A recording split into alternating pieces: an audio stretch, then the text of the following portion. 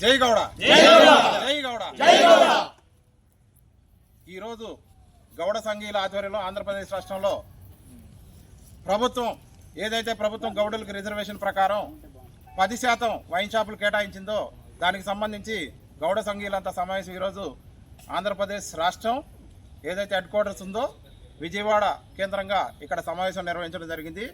ఈ సమావేశంలో కొన్ని తీర్మానాలు చేయడం జరిగింది. అంటే ప్రభుత్వానికి రిక్వెస్ట్గా, ఎందుకంటే గతంలో ప్రభుత్వం ఇప్పుడు జనరల్ వైన్ షాపులు ఇచ్చింది, దానికి సంబంధించి 11వ తారీఖు డ్రా అని చెప్పారు.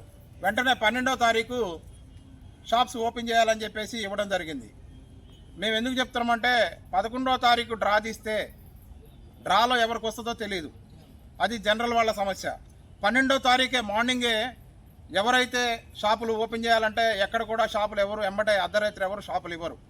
ప్రభుత్వానికి విన్నవించుకుంటాం. అదేవిధంగా ఎక్సైజ్ శాఖ మంత్రివర్యులు కొల్లు రవీంద్ర గారికి కూడా విన్నవించుకుంటాం. మా గౌడులకి ఏదైతే రిజర్వేషన్ కల్పించారో 10% రిజర్వేషన్ కల్పించారో దానిలో కూడా కొద్దిగా విధి విధానాలు మార్చండి సార్. ఎందుకంటే ఒకరోజు టైంతో మేము షాపులు ఓపెన్ చేసే పరిస్థితి మాకు లేదు.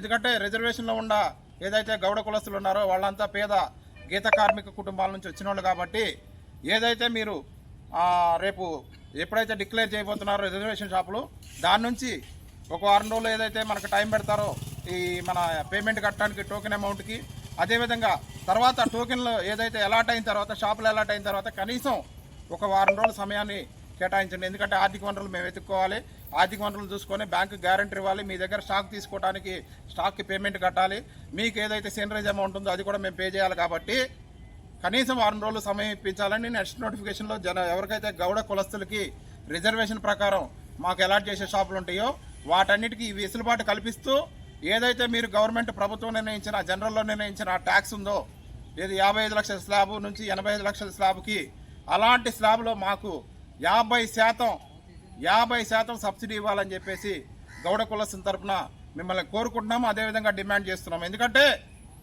పూర్తిగా ఏదైతే ఈ లిక్కర్ వ్యాపారం అనేది గతం నుంచి కూడా మా గౌడ కులస్తుల నుంచే ప్రభుత్వం లాక్కోవడం జరిగింది. గతంలో సారా వ్యాపారం చేసే గౌడ కులస్తుల దగ్గర నుంచి సారా వ్యాపారాన్ని లాక్కొని సారా పాటలు పెట్టి సారా షాపులు మీరు అలాట్ చేశారు.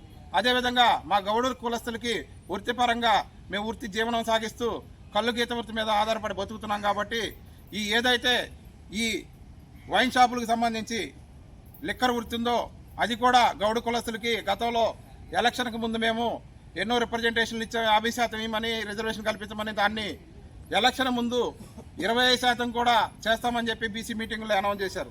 తర్వాత దాన్ని తీసుకొచ్చి మేనిఫెస్టోలో 10% అని చెప్పేసి పెట్టడం జరిగింది.